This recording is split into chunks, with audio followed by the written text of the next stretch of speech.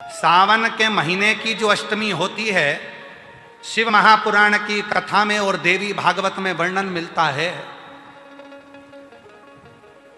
देवी भागवत में और शिव पुराण में वर्णन मिलता है, अष्ट सिद्धि नवनिधि 64 योगिनी सारी विद्या नव देवी सब सावन के महीने की अष्टमी तिथि के दिन महादेव से मिलन करने आती हैं। भगवान देवाधिदेव महादेव 11 रुद्र के रूप में, 12 ज्योतिर्लिंग के रूप में, सहस्त्र नामावली के रूप में शिव उनसे मिलते हैं। वो समय होता है प्रदोष का समय, शाम का समय। जब सावन के महीने की अष्टमी तिथि पड़े, चाहे वो उजाले की पड़े चाहे अंधेरे की पड़े, अष्टमी तिथि पड़े, शाम के समय 2 दीपक, एक लंबी बत्ती का एक गोल बत्ती का, शिव के मंदिर में अपनी कामना कर कर, जो बच्चों को अच्छी नौकरी चाहिए या कोई बीमारी का हल चाहिए या धन की कमी है या कोई समस्या है, एक लंबी बत्ती किसके लिए है? जम के बोलो, देवी के लिए। गोल बत्ती किसके लिए है? देव के। 2 बत्ती घी की, गोल बत्ती को जलाओ पहले, फिर लंबी बत्ती का जो दिया हो उसकी बत्ती का मुख गोल बत्ती की ओर हो, वो बत्ती अपनी ओर नहीं हो। समझ में आ रहा है ना सबको? अच्छा, भोलेनाथ जी को भी मालूम है आज ये वाली कथा बाजेगा जब ये दिया आ गया हो। ये जो बत्ती का मुख है, देखो ये दिया, ये लंबी बत्ती, ये गोल बत्ती, तो ये जो गोल बत्ती है आपने यहां जलाई और ये लंबी बत्ती जो है ना, इसका मुख गोल बत्ती की ओर हो। 64 योगिनियां, अष्ट सिद्धि, नवनिधि, नव देवियां, सारी विद्या। शिव जी की जो गोल बत्ती है, शंकर क्या है? ज्योतिर्लिंग, ज्योतिर्स्वरूप। मां दुर्गा क्या है? ज्योति स्वरूपा। क्या कहते हैं? ज्वाला महारानी की। ये ज्योति के रूप में जब हम गोल बत्ती के सामने अष्टमी के दिन प्रदोष के समय पर लंबी बत्ती का दीपक, पहले गोल बत्ती का दिया जलाया, फिर ये लंबी बत्ती का मुख उधर की ओर कर कर दीपक को जब हम प्रज्वलित करते हैं और अपनी जो कामना दोनों दीपक के सम्मुख में करते हैं, वो कामना पूर्ण होकर ही रहती है। पर करना क्या है? दोनों अष्टमी पर, सावन के महीने में जो उजाले पक्ष की अष्टमी आएगी उस पर भी करना है और जो अंधेरे पक्ष की आएगी उस पर भी करना है। बड़ी सुंदर दीप बनाया है, जोरदार ताली बजाओ जिसने बनाया। उजाले पक्ष की भी अष्टमी लीजिए और अंधेरे पक्ष की भी अष्टमी लीजिए। कुछ नहीं करना, केवल प्रदोष काल में पहुंच जाओ बाबा देवाधिदेव महादेव के मंदिर में। एक दीपक, दोनों दीपक साथ में रखो। एक दीपक गोल बत्ती का पहले जलाओ, लंबी बत्ती का दीपक का मुख गोल बत्ती की ओर करो, प्रज्वलित करो और बाबा को अपने मन का भाव कहो। बाबा को अपने मन का। बड़ा सुंदर महाराज, शमी के 5 पत्ते, बेलपत्री के 5 पत्ते, बेर के 5 पत्ते। क्या क्या चीज है जरा जम के बोलो? शमी के 5 पत्ते, बेर के 5 पत्ते और बेलपत्री के 5 पत्ते। महाराज, श्रावण महीने की दोनों अष्टमियों में से कोई भी अष्टमी, यह भी जरूरी नहीं है कि सोमवार की ही अष्टमी चाहिए।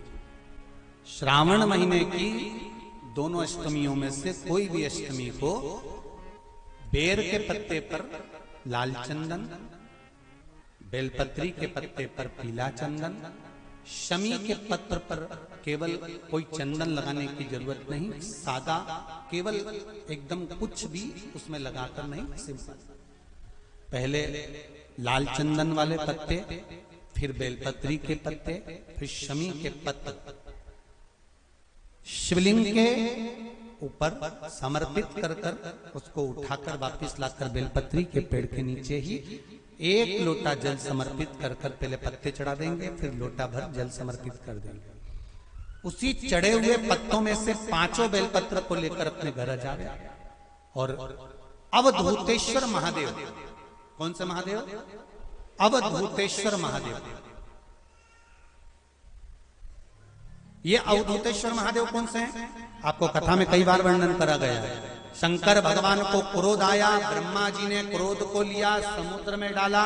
उस रूप को क्रोध का एक रूप था, क्योंकि जो मदिरा पान करने वाले होते हैं, व्यसन करने वाले होते हैं, गलत काम करने वाले होते हैं, इनको सुधार करे जाओ। जितना तुम समझाओगे ये उतना बबूला होंगे। तुम बच्चों से कहोगे गलत लड़के के साथ रह रहा मत रहे, तो और ज्यादा क्रोध करेगा, और चिड़चिड़ करेगा, और अपशब्द कहेगा। तो ये क्रोध को संयमित कर देगा। अवधूतेश्वर महादेव,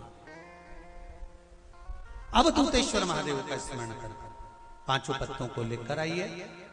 कुछ समय बाद जैसा जैसा समय की अनुकूलता मिले, आप किसी मदिरा का पान करने वाले या किसी व्यक्ति को वो पत्ते दोगे या प्रसाद के रूप में दो तो अच्छी बात है, नहीं तो उस पत्ते का थोड़ा थोड़ा भाग भी प्रतिदिन मात्र 21 दिन तक अगर थोड़ा थोड़ा भाग भी दे दिया जाए तो धीरे धीरे धीरे धीरे मदिरा पान, व्यसन, गलत आदतें छूटना प्रारंभ हो जाती है और वो शंकर की शरणागति ग्रहण करते हैं। महाराज शिव अर्चना, ये तो अभी अभी लोगों की थोड़ी सी सोच गलत हो गई। ये दुनिया के लोगों को ये तो मालूम नहीं है भगवान शंकर के लिए। हाँ, शंकर भगवान के पास में भांग रहती है, शंकर भगवान के पास में भांग रखी हुई होती है। शंकर भगवान का भांग का श्रृंगार होता है, क्योंकि उसको बूटी के रूप में, औषधि के रूप में लिया जाए। पर कोई कहे कि शंकर भगवान भांग का नशा करते हैं, तो ये संसार के लोगों को समझा देना कि शिव भांग का नशा, मेरा भोलेनाथ भांग का नशा नहीं। शिवलिंग पर, शंकर भगवान के शिवलिंग में 3 जगह ऐसी है जहां पर पुष्प या इत्र या बेलपत्र या सुगंधित पदार्थ भगवान शंकर को समर्पित करा जाता है तो रोग से निवारण होता जाता है। 3 स्थान समझेंगे। ये शिवलिंग जलाधारी अशोक सुंदरी का स्थान मध्य में, इधर गणेश का स्थान, इधर षडानंद कार्तिकेय का स्थान। 3 स्थान हैं जहां पर बन सके। अगर आपको लगता है कि मैं जांच कराने के लिए डॉक्टर के पास जा रही हूं और डॉक्टर ने बोला है कि कोई बड़ी बीमारी तुमको लगती है तो जांच कराने जाओ, डॉक्टर बोले जांच कराओ, जितनी रिपोर्ट होना आना चाहती आए, पर उससे पहले अगर 3 जगह पर इत्र समर्पित कर दिया जाए, इत्र हो या सुगंधित कोई पुष्प हो, इत्र या सुगंधित पुष्प, 3 स्थान पर अगर इत्र समर्पित किया जाए तो वो स्थान और इत्र समर्पित कर आप जाओ फिर जांच कराओ, मना नहीं, पर वो 3 स्थान बताएगा। पहला स्थान अशोक सुंदरी और भगवान शंकर का जो शिवलिंग रखा है उसके बीच में जो अशोक सुंदरी और शंकर भगवान के शिवलिंग के बीच में एक जगह खाली पड़ी रहती है।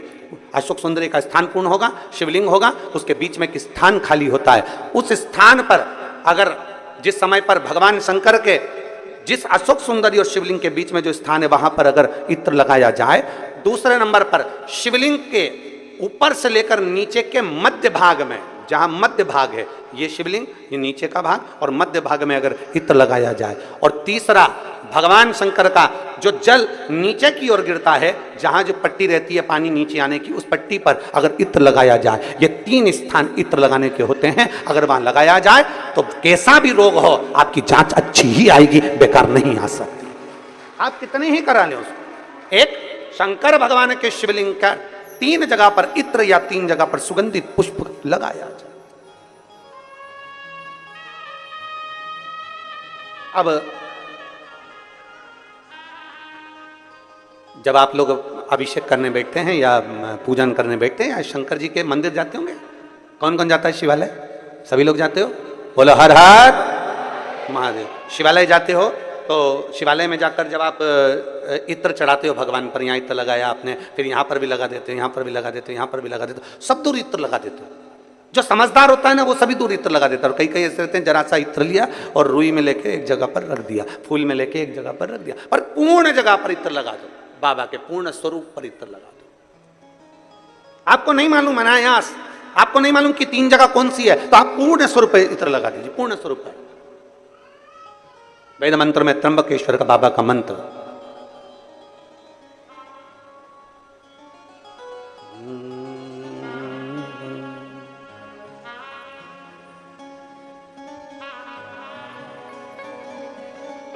महामृत्युंजय मंत्र, वेद मंत्र का बड़ा सुंदर मंत्र, जिसका हम उच्चारण पूर्ण रूप से नहीं करते हैं व्यासपीठ से, उसको हम मंत्र को मन में गुनगुनाते हैं। एक बार आप भी बाबा के मंत्र को मन में गुनगुनाइए।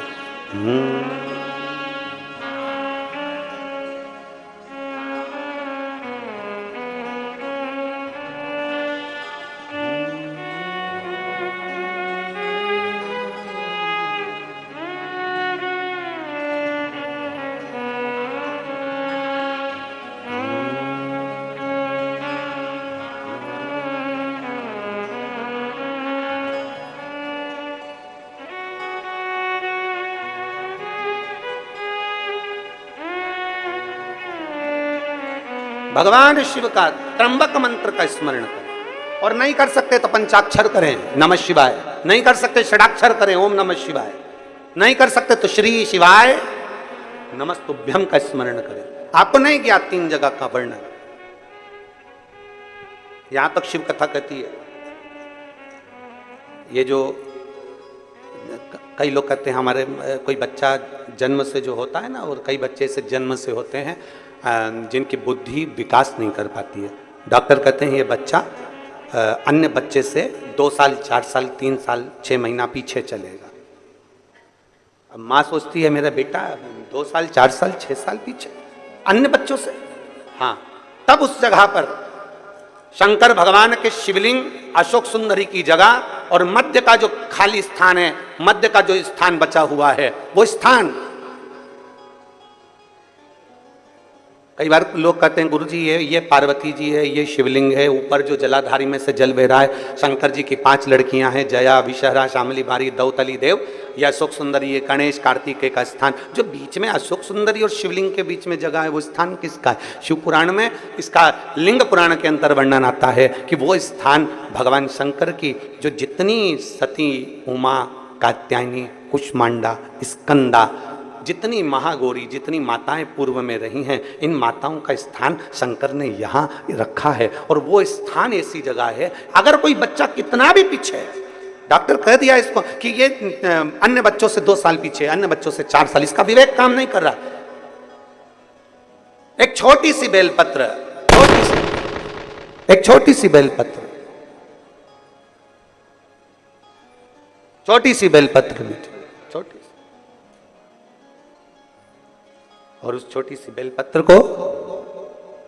बेलपत्र को उस स्थान पर अशोक सुंदरी की ओर डंडी कर उस स्थान पर छोटी सी बेलपत्र को रखिए, और 3 बार उसी स्थान पर जल समर्पित कर वही बेलपत्र बेटे को लाकर बच्चे को, वो खाए ना तो पीस कर कैसे भी उस बच्चे को धीरे धीरे देना चालू करिए। आप खुद अंतर देखेंगे कि 3 महीने 4 महीने में उसका विवेक, उसके विवेक में, उसकी बुद्धि में अंतर आया कि नहीं। वो स्थान की मूलता।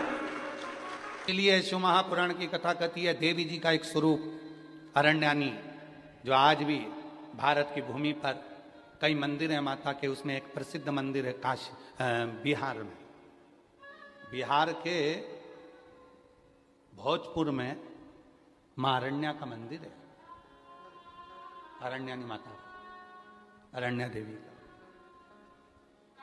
बिहार के भोजपुर में, जो 80 घाट पर बैठकर महाराज आसी नदी के तट पर जो माता ने जो तप साधना करी 80 में, वो तप साधना का कि ये सब दुखी क्यों है, और इसीलिए आज भी नियम है महाराज, आज भी नियम है। अगर बहुत दुखी मनुष्य होता है, बहुत तकलीफ में होता है, बहुत कष्टप्रद होता है, उसके दुख का जब कोई निवारण ही नहीं होता। कहीं कोर्ट का केस, कचहरी, थाना, पुलिस, डॉक्टर, कहीं एक्सीडेंट, कहीं फैक्ट्री चलती चलती बंद हो गई, व्यापार चलता चलता बेकार हो गया, हर तरह से जब वो हताश हो जाता है तब। अब आप लोग तो बिहार भोजपुर जाकर, बिहार के भोजपुर में अरण्या देवी का मंदिर है, और आप तो वहां नहीं जा सकते, तो उसके लिए 7 लाल पुष्प या एक ही पुष्प की 7 लाल पत्तियां, 7 दुर्वा के साथ में, 7 लाल अक्षत के साथ में, यदि अरण्यानी देवी के नाम से, अरण्यानी देवी के नाम से यदि बेलपत्र के वृक्ष के नीचे समर्पित कर दिया जाता है, तो वो अरण्यानी देवी तुम्हारे घर के जितने भी दुख होते हैं, चाहे कोर्ट से जुड़ा हो, पुलिस से जुड़ा हो, चाहे फैक्ट्री बंद हो रही हो, व्यापार बंद हो रहा हो, तो अरण्यानी देवी उसको संभाल लेती है और बल देकर उसको पुनः आगे बढ़ा देती है। वरुणा और असी जिसके बीच में बसी है वाराणसी, ये असी साधारण नहीं है, ये वरुणा साधारण नहीं है। आप लोग तो सब वाराणसी के निवासी हो, तो आप लोगों को ज्यादा ज्ञान होगा कि इन नदियों के तट पर बैठकर कितनी साधना हुई होगी। क्यों भगवान वाराणसी में आकर बस गए, क्यों भगवान ये 2 नदियों के मध्य में आकर बस गए, ऐसा क्या हुआ? वरुणा और असी ने ऐसा कौन सा पुण्य फल पाया था जो ये गंगा मैया उनसे मिलने के लिए आ गई? ये गंगा का संगम हो गया। गंगा तो काशी में थी ही नहीं, गंगा तो काशी में थी ही नहीं।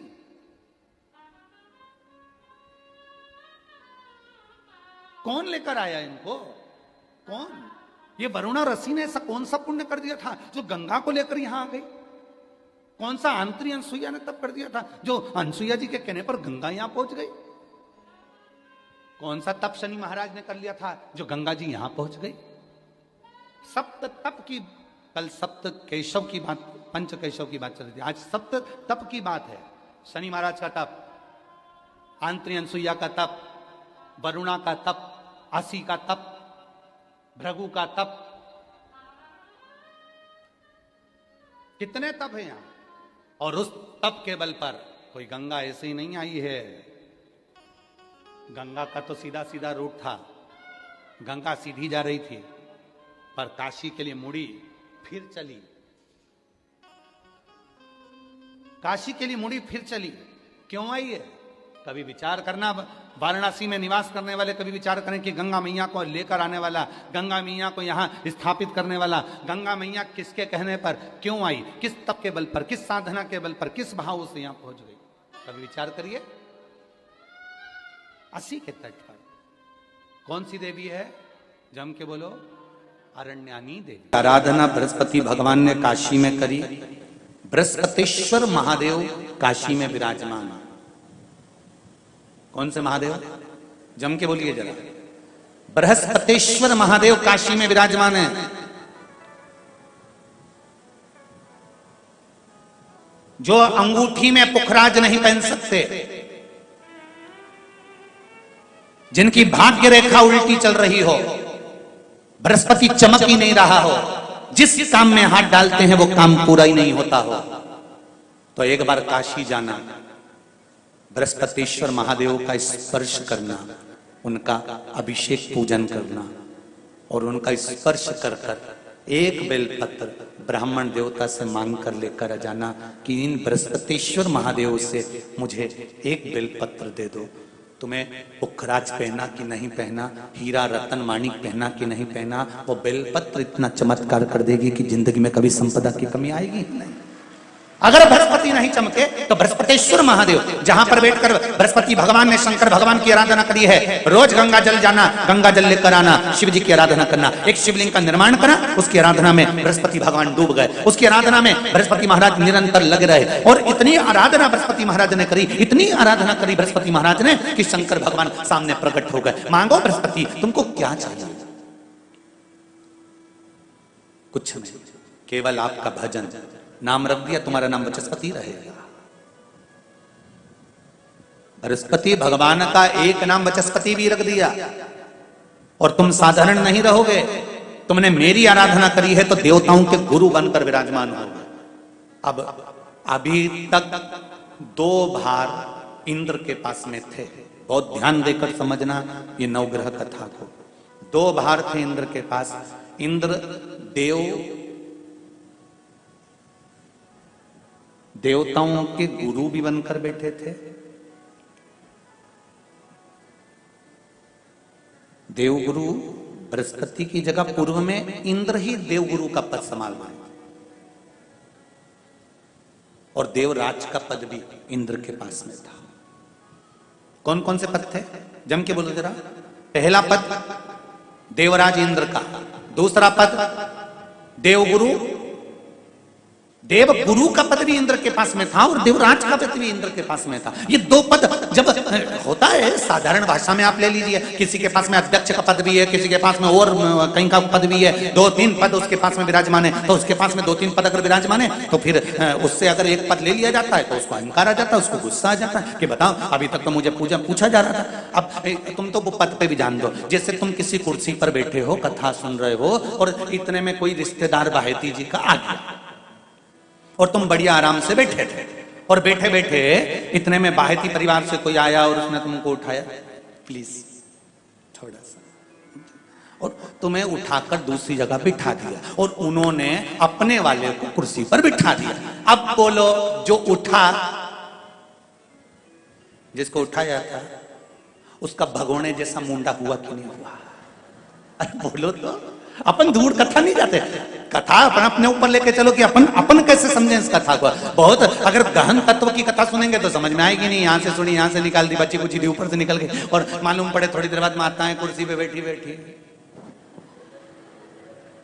अब फिर तो अपन तो अपने पर लेकर चलो ना, कि जैसे कोई आप कुर्सी पर बैठ गए और इतने में इनके रिश्तेदार कोई आए और आने पर उन्होंने कहा दिया तुम यहां से उठो दूसरी जगह जाके बैठो, इतने में तुमको बुरा लग गया, बुरा लगा, मुंह भगोने जैसा हो गया, गुस्सा आ गया। उसी तरह इंद्र के पास में 2 सत्ता थी, एक देवराज इंद्र थे और दूसरे गुरु का पद भी इंद्र के पास में था। देवताओं के गुरु बनकर इंद्र घूम रहे थे, पर अब उल्टा हो गया। शंकर भगवान ने बृहस्पति महाराज को देवगुरु बना दिया।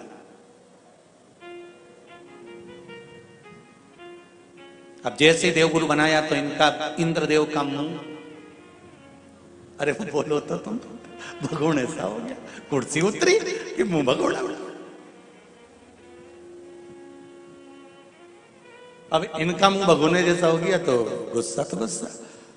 इतने में इंद्र ने, बृहस्पति महाराज देवगुरु बन गए, इंद्र सिंहासन पर बैठे थे, अप्सराओं का नृत्य देख रहे थे, वहीं से देवगुरु बृहस्पति का आगमन हुआ। बृहस्पति महाराज जैसे ही आए तो इंद्र तो सिंहासन पर बैठकर पूरा अप्सराओं का नृत्य देख रहे थे, उनको देवगुरु बृहस्पति से मतलब ही नहीं था।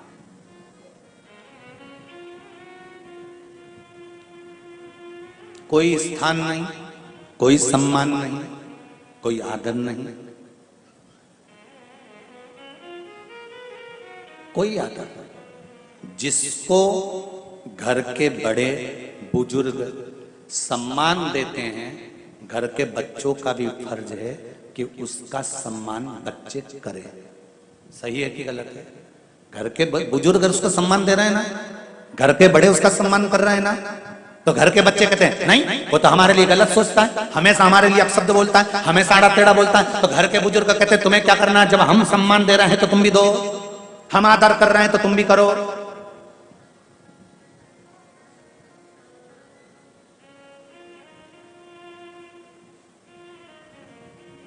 पर नहीं महाराज, आदर आप भी करो, सम्मान आप भी करो, पर वो आदर वो सम्मान बहुत मुश्किल। अब जब बृहस्पति महाराज का सम्मान नहीं हुआ, बृहस्पति महाराज वहां से उठकर चले गए, बोले नहीं।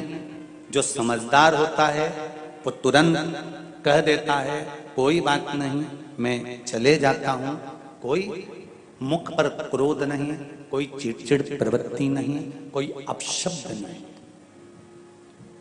एक बात मैं आप सबको कहना चाहूंगा, किसी जगह पर यदि आपका अपमान हुआ है, बहुत ध्यान देना जरा, कथा थोड़ी भारी है पर समझ लोगे आप।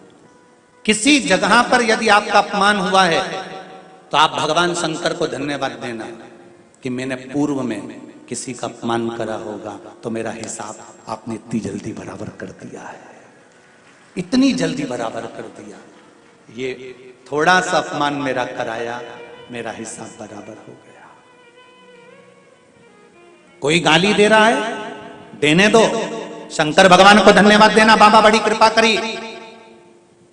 मैंने पूर्व में इसको गालियां दी होंगी, अपशब्द कहा होगा, तो इसने मुझे पलट कर गाली दे दी, अपशब्द कह दिया। ये तेरी कृपा है, ये तेरी दया। और जब तक तेरी करुणा, तेरी कृपा, तेरी दया नहीं हो, तब तक कुछ हो ही नहीं सकता। तेरी कृपा।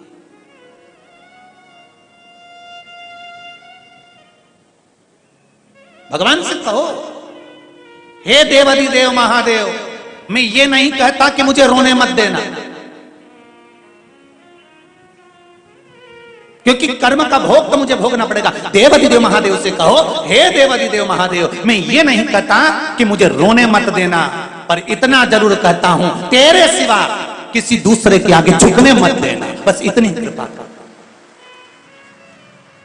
मैं ये नहीं कहता कि मुझे रोने मत देना, बस तुझसे निवेदन है कि केवल तेरे दरबार के अलावा किसी दूसरी जगह पर मुझे झुकने मत देना, क्योंकि मैं जानता हूं अगर तू मुझे अपना समझता है, झुकने नहीं दे सकता, तो फिर रोने भी नहीं देगा। जैसे छाता पानी में जरूरी है, उसी तरह शिव का नाम दुख के समय में जरूरी है, तकलीफ के समय में जरूरी है, कष्ट के समय में जरूरी है। और ऐसे कई लोग आपको मिलेंगे जो आपसे कहेंगे कि मेरे पास आकर बैठना, मैं तुम्हारी जिंदगी के जीवन में कभी दुख नहीं आने दूंगा। नहीं भाई, ऐसा हो नहीं सकता। शिव महापुराण की कथा कहती है, दुख और सुख ये दो पहलू हैं, ये तो हमारे जीवन में चलेंगे। जूता चप्पल की दुकान पर गए हो कभी तुम लोग? अरे बोलो तो जम के, ठीक है। एक जूता दे देता है क्या वो? छत्तीसगढ़ में भिलाई में जूता की दुकान पर जाओ और कह दो भैया हमको एक ही जूता चाहिए, हम दो जूते नहीं चाहिए, देगा क्या?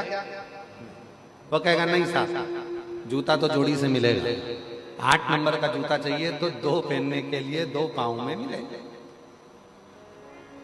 और तुम क्यों नहीं साहब, हम कथा में गए थे, हमारे जयंती स्टेडियम में, हमारा एक जूता चले गया है 8 नंबर का, यही डिजाइन का दूसरा दे दो, देगा? अरे बोलो तो नहीं दे, क्या कहेगा? क्यों साहब, मेरी दुकान में क्या एक जूता मिलेगा? मिलेगा तो दोनों मिलेगा, हमको एक जूता नहीं, दोनों जूते। दुकान पर जाओ जूता की, तो जूता की दुकान पर जाओगे तो जोड़ी से जूता मिलता है। उसी तरह परमात्मा जब जन्म देता है तो सुख और दुख दोनों जोड़ी से देता है, हमारे जीवन को जीने के लिए वो जोड़ी से देता है। सुख भी देगा और दुख भी देगा। अब आपको सुख अगर मिल गया है, सुख की अनुभूति हो गई है कि मेरे गाड़ी भी है, बंगला भी है, जमीन भी है, जायदाद भी है, संपदा भी है, सब कुछ है, तो हो सकता है शरीर में थोड़ा कष्ट देगा, हो सकता है शरीर में कष्ट। ये दोनों जोड़ी से मिलते हैं।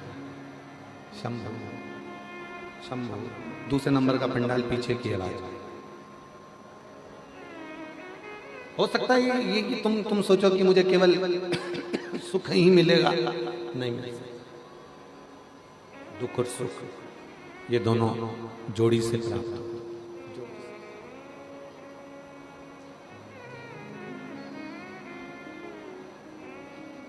और जब आपने ये विचार कर लिया कि मेरे अंदर वो आत्मविश्वास है, मेरे अंदर वो विश्वास है कि मैं शिव का नाम लूंगी, एक लोटा जल चढ़ाऊंगी और एक लोटा जल चढ़ाने के बाद मेरा जो दुख है वो धीरे धीरे धीरे धीरे पूरा समाप्त हो जाएगा। तो शिव कहते हैं जब विश्वास रखकर कोई मेरे मंदिर में आता है, शिवालय में आता है, एक लोटा जल समर्पित करता है, तो शिव कहते हैं उसके विश्वास के कारण उसका दुख समाप्त हो जाता है, उसकी तकलीफ समाप्त हो जाती है, उसका कष्ट समाप्त हो।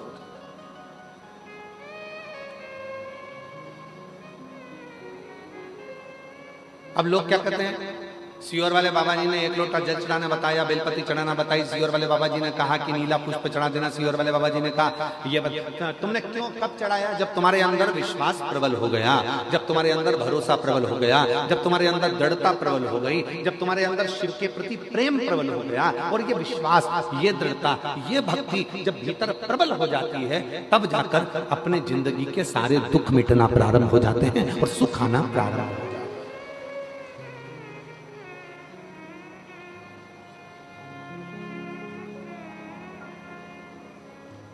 छत्तीसगढ़िया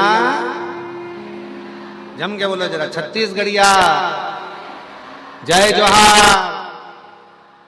तो ये जीवन का सुख हमारे भीतर कब आएगा? जब हमारे अंदर आत्मविश्वास और विश्वास प्रबल हो जाए, जब हमारा भरोसा प्रबल हो जाए। और भरोसे को प्रबल कब करा जाएगा? जब आपके अंदर शिव महापुराण की कथा भीतर समाहित होती चली जाएगी, अपने भीतर भगवान शंकर की कथा समाहित होती चली जाएगी, और तुम्हारे अंदर ये भाव आ जाएगा कि अब मैं पूर्ण तरह से पक चुका हूं और मुझे मालूम है कि सारी समस्या का हल एक लोटा जल। ये मुझे मालूम है कि सारी समस्या मेरी मिटेगी।